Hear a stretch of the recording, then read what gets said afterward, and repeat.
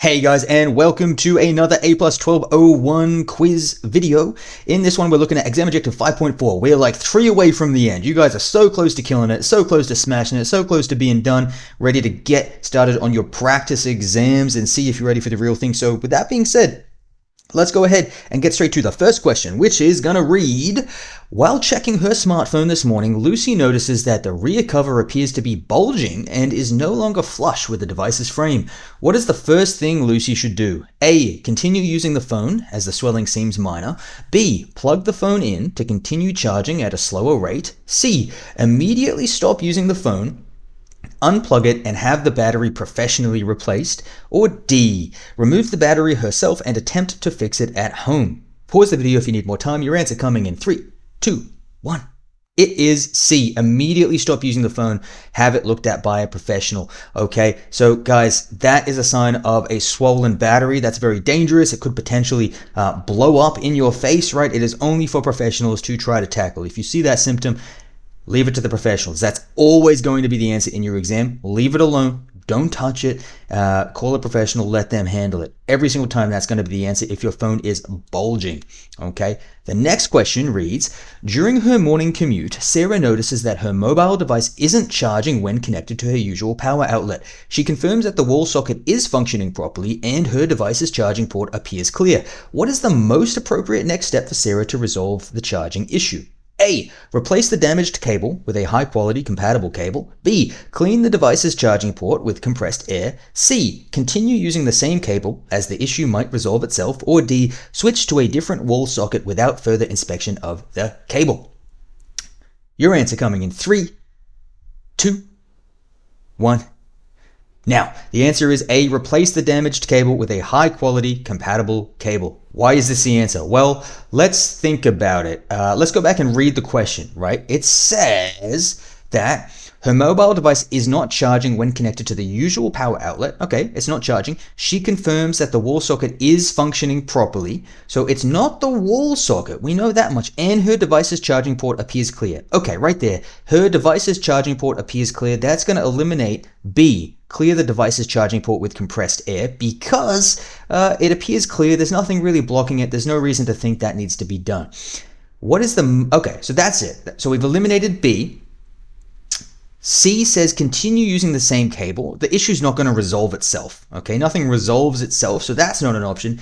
D, switch to a different wall socket without further inspection of the cable. Okay, and we know that's not the case because she's confirmed that the wall socket is not the issue. So in that case, it only leaves A. Process of elimination. A is the only one left, okay? If you eliminate the variables, you'll find the problem. A lot of the time, guys, it's just a matter of reading that question carefully, okay? It's a skill in and of itself.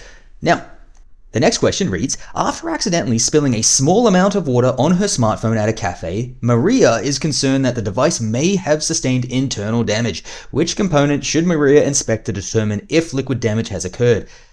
A. The battery status indicator. B. The LCI. C. The NIC.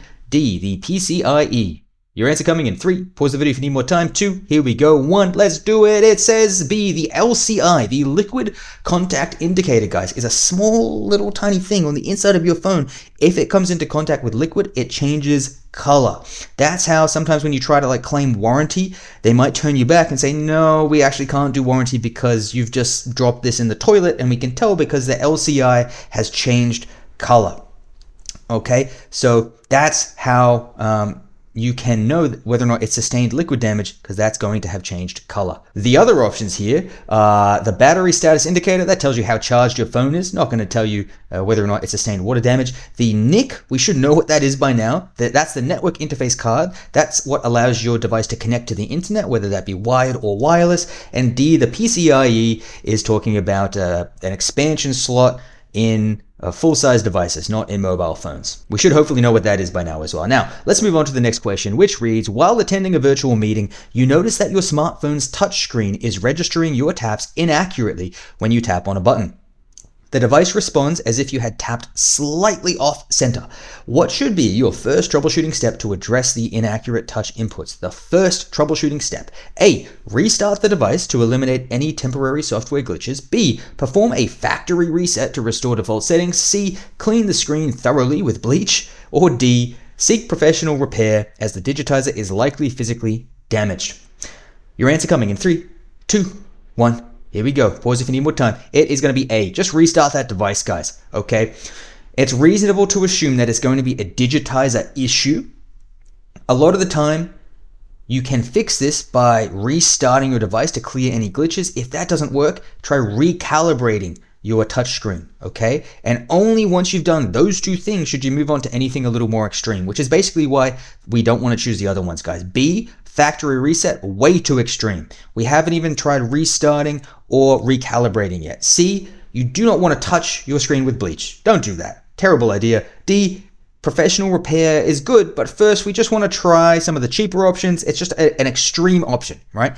Have we tried to restart it, turn it on, off and on again, as they always say, and have we tried to calibrate it? That's the two things we want to do. All right, so next question reads, while on your daily commute, you notice several unusual behaviors on your smartphone. The battery drains rapidly even during idle periods, the CPU usage seems unusually high, and you're experiencing frequent pop-up ads while browsing. Additionally, you discover an app on your device that you don't recall installing. What is the most appropriate initial troubleshooting step to address these issues? A. Restart the device to clear temporary glitches. B. Perform a factory reset immediately. C. Manually uninstall all apps from your app list.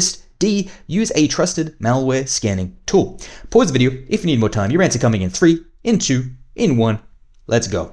It is going to be D, guys, in this case. Use a trusted malware scanning tool. We have too many signs of malware here to simply try to restart the device, to simply try to delete apps. Or what was the other one? To simply uninstall or factory reset, right? It's too many signs of malware. There's clearly something dug in here. We want to get rid of it as soon as we possibly can. The signs that we have, guys, high CPU usage means your device is likely being used even though you're not using it. There's something in there activating it. Potentially, you could be part of a botnet. Pop-up ads is another classic sign of malware, and an unfamiliar app. Again, all of those three together, you've got some malware, guys. You got to get rid of it ASAP. Don't waste your time restarting, doing any of the other stuff. Those three in combination, malware, it's urgent. Get on it. Okay. Restarting the device. We talked about wanting to do that in the last one. If you have some temporary glitches, yes, you can try to clear them by restarting, but these aren't glitches. These are just standard signs of malware. Perform a factory reset. If you want to reset your phone to the beginning, to what it was like originally, absolutely, but that's not going to guarantee you get rid of the malware, guys. It can really dig in there deep, so that's not going to be the one. Manually uninstall apps. The app could have just been the way in, and it could already be in there, right? So we're going to want to scan the whole system for malware. So that's why D is the correct answer. Now, guys, the last question, I believe, is one that reads as follows. Tyler notices that his smartphone, which used to run smoothly, has recently become sluggish. Apps take longer than usual to launch, and navigating between screens is noticeably laggy. What is the most effective initial step he should take? A. Close unused apps and disable unnecessary startup processes. B. Perform a factory reset to eliminate any hidden software issues. C. Replace the device's battery to improve overall performance. Or D. Update all of his apps and the operating system immediately. Your answer coming in 3. Pause the video if you need more time. 2. Here we go. It's coming up. 1. Let's do it. It is A. Close unused apps and disable unnecessary startup processes. Guys, a classic step you can take to try to speed your phone up is simply closing unnecessary apps. If you've got a lot of apps running at the same time, then it's going to be taking up a lot of resources. It's going to start to run slower. And if you have a lot of startup processes, which are those things that begin to operate as soon as you turn your phone on, that's also going to slow it down, because as soon as your phone turns on, it's having to do a lot. So that's going to be the first thing you want to do. Make sure you've got all apps closed and then see if your phone starts to work a little bit better. If it doesn't, now we can start to escalate. All right, now we can start to escalate once we've eliminated that basic troubleshooting step. Perform a factory reset, super extreme, not necessary.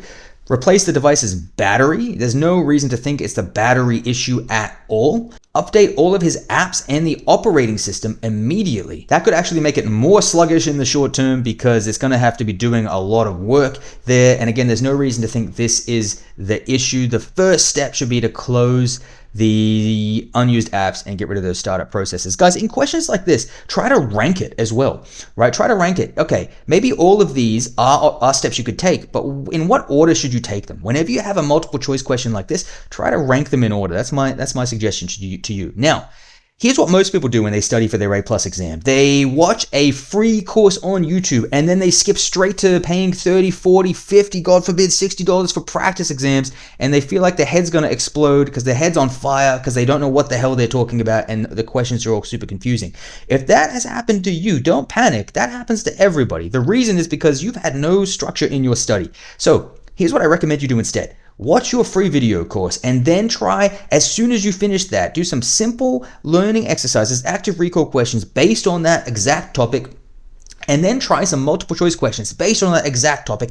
Immediately test yourself, and then once you've done that for all topics, you can take on that randomized practice test and you'll be much more prepared for it, and then therefore be much more prepared for your actual A+ exam so you don't have to retake it. Now, this is exactly what I offer in my learning guide, guys. In my learning guide, I give you notes and practice questions broken down by exam objective. So 1.1, 1.2, 1.3, 1.4, 1.5, etc.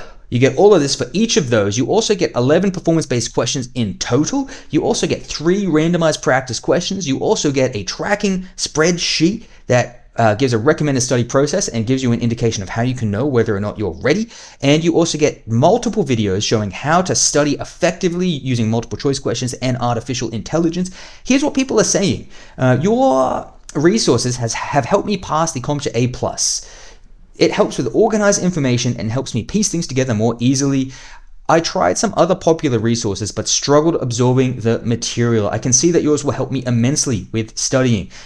Update your notes, help me pass my test today. So guys, there's a link in the description below if you want to check it out, and there's also in the pinned comment. Alternatively, I do also have a free practice exam that you can check out as well. But like I said, you really want to follow that structure of the watch the video, do the learning exercises, do the multiple choice questions in order so it's staying in your brain. Okay, but if you just want to see where you're at, free practice exam in the description, in the pinned comment down below. I'll see you in the next video, guys. Well, we're almost there. We're killing it. I'll see you soon. Bye, guys.